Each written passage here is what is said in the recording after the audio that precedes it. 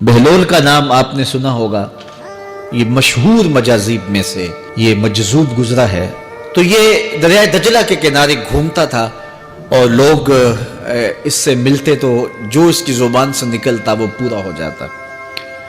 تو ایک دن دریائے دجلہ کے کنارے یہ گھوم رہا تھا کہ ہارون رشید اپنے مکان کی، اپنے محل کی چھت پہ ٹہلتے ٹہلتے بہلول کو دیکھتا ہے۔ تو خادموں کو کہا کہ ذرا اسے میرے پاس حاضر کرو۔ شاہی حکم نامہ تھا۔ جو چھت کے اوپر خادم تھے انہوں نے اوپر سے ڈولی پھینکی اور نیچے والوں کو اشارہ دیا، انہوں نے بہلول کو پکڑا اور ڈولی میں رکھ دیا، اوپر والوں نے رسیاں کھینچ لی۔ 2 لمحوں کے بعد بہلول بادشاہ کے سامنے تھا۔ تو بادشاہ نے بہلول سے کہا کہ بہلول ایک بات تو بتاؤ۔ کہا پوچھئے۔ کہا آپ خدا تک کیسے پہنچے ہو؟ تو بہلول نے مسکرا کے کہا جیسے آپ تک پہنچا۔ تو بادشاہ کا تو خیال تھا کہ کوئی بڑی باریک بینی سے کوئی فلسفہ بتائے گا، لیکن یہ 2 لفظوں میں اس نے کہہ دیا جیسے آپ تک پہنچا۔ بادشاہ نے کہا میں نہیں سمجھا، حضرت آپ سمجھا دیجئے۔ تو بہلول نے کہا کہ حضرت میں خود آنا چاہتا تو دیوان خانے میں جاتا، درخواست لکھ کے لے جاتا، پھر جمع ہوتی، پھر کئی واسطوں سے ہوتے ہوئے آپ تک پہنچتی، آپ پھر مجھے وقت دیتے ملاقات کا 6 ماہ بعد، سال بعد۔ اس وقت پہ میں تیار ہو کے ملاقات کرنے آتا، آپ کے کوئی شاہی مہمان آ جاتے تو پھر ملاقات منسوخ ہو جاتی، پھر بھی آپ کی مرضی ملاقات ہوتی نہ ہوتی۔ میں چاہتا تو مہینے سال لگ جاتے، لیکن ملاقات پھر بھی آپ کی مرضی پہ، اور جب آپ نے چاہا ہے تو 2 گھڑیاں بھی نہیں لگی۔ تو کہا بندہ چاہے تو کروڑوں سال بھی بیت جائیں، اس کے قرب کی کوئی انتہا نہیں ہے، لیکن جب وہ چاہے تو 2 گھڑیاں بھی نہیں لگتی۔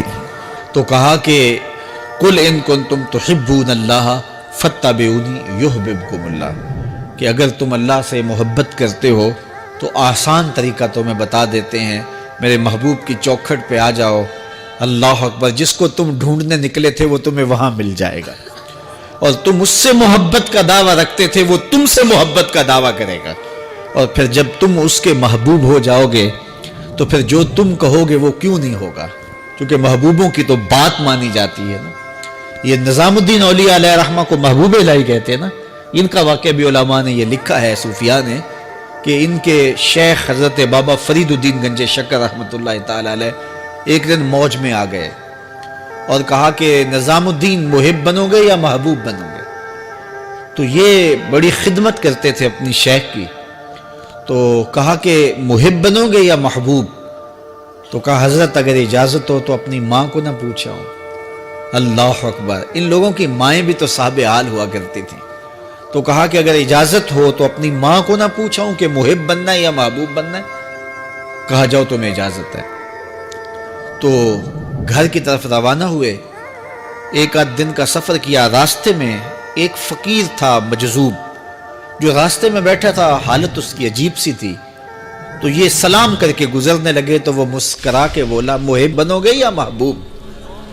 تو حیرت زدہ ہو گئے کہ اسے کیسے پتا چل گیا، یہ تو میرے شیخ کا اور میرا راز ہے۔ تو رک گئے، کہا کہ حضرت اگر آپ بتا دیں تو بہت اچھا ہو۔ کہا نہیں ماں سے پوچھو، جو وہ بتائے گی وہی بن جانا، اور اگر ماں نے نہ بتایا تو کل آ جانا، اسی وقت یہاں ملاقات ہوگی، پھر میں بتا دوں گا۔ خیر چلے، رات کو پہنچے، والدہ کی خدمت میں سلام پیش کیا، پاؤں دبائے اور کہا کہ شیخ موج میں آ گئے اور کہا محب بنو گے محبوب بنو گے؟ تو میں نے کہا ماں سے پوچھ لوں۔ تو میں اماں جی آپ سے پوچھنے آیا ہوں، راستے میں یہ واقعہ بھی ہوا۔ تو ماں نے کہا کہ بیٹے تم صبح ناشتہ کر کے پلٹ جانا، اور وہ جو راستے میں تیرے دل کی بات بوجھ گیا وہ کوئی صاحب حال تھا، وہ تمہیں صحیح بتا سکے گا کہ محب بننا کہ محبوب بننا۔ خیر یہ صبح ناشتہ کر کے ماں کے پاؤں پکڑے، اجازت طلب کی اور واپس نکلے، اور وہاں جا کے دیکھا تو کوئی فقیر نہیں ہے۔ بڑے حیرت زدہ ہوئے، دائیں بائیں سے پوچھا کہ یہاں کل ایک بابا بیٹھا تھا۔ کہا وہ تو کل کے فوت ہو گیا۔ تو کہا اس کی قبر کہاں ہے؟ کہا قبر کس نے بنانی تھی اس کی؟ وہ گندگی کے ڈھیر پہ لوگوں نے پھینک دیا۔ دل میں بڑے حیرت زدہ ہوئے، اتنا با کمال تھا، لیکن اپنی حالت یہ، خیر وہاں چلے گئے اور جا کے کھڑے ہو کے پوچھنے لگے، بندہ خدا دل کی باتیں بوجھتا تھا، اور میرے ساتھ وعدہ کیا تھا کہ اگر ماں نے نہ بتایا تو کل آنا، اور اپنا پتہ ہی نہیں تھا کہ کیا ہونے والا ہے۔ یہ بات کہی تو بابا اٹھ کے بیٹھ گیا۔ عرش فرش تے بانگا ملیاں تے مکے پہ گیا شور، بلے شاہ سا مرنا ناہی تے گور پیا کوئی ہور۔ ہاں اٹھ کے بیٹھ گیا اور کہا کہ نظام الدین، محبوب بننا، محب نہ بننا۔ محبوں کا یہ حال ہوتا ہے، نہ کفن ملتا ہے نہ دفن ملتا ہے۔ محبوب بنو گے تمہاری قبر پہ بھی میلے لگیں گے۔ فَاتَّبِعُونِي يُحْبِبْكُمُ اللَّهُ، اگر حضور کی اطاعت کرو گے، حضور کی فرما برداری کرو گے تو تم محبوب بن جاؤ گے۔ جب کوئی حضور کا ہو جاتا ہے تو رب اس کو اپنا محبوب بنا لیتا ہے۔